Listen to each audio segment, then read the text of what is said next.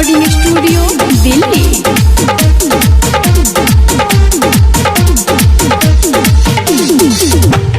ननदो लहसुन खरुआ तेल कर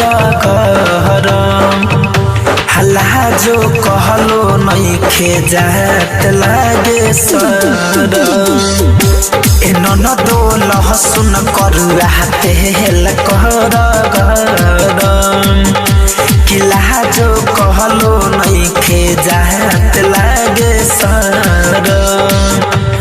पहिले राते देहले कहमर करकाई हो यही से लहरुआइल रहिले कि दुनु जबाना दिहले हमर पुचकाई हो एही में अझुराइल रहिले।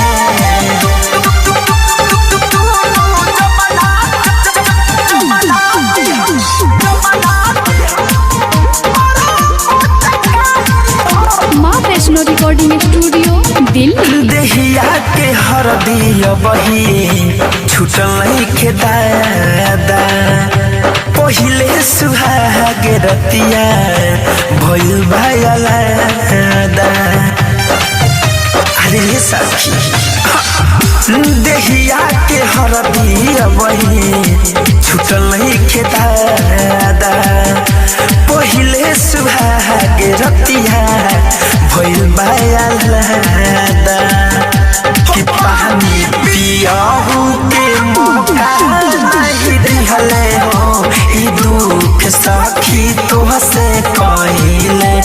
पहिले राति दिहले कमर करकाई हो एही से लहरुआइल रहिले।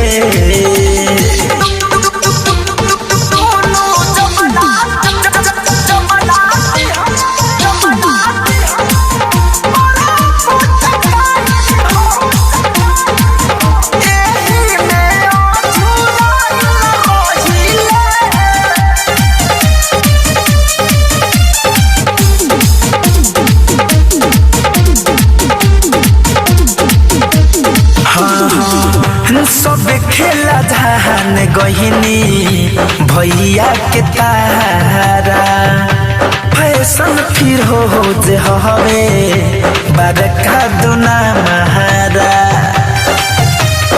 ए सखी रजौ धनंजय धड़कन नाही मनाले आटा जैसे मोरा उजा हवनिया के सनहले तदहरदा भीतरे भीतरे हम छुपाई हो रजाई में लुकाइल रहिले।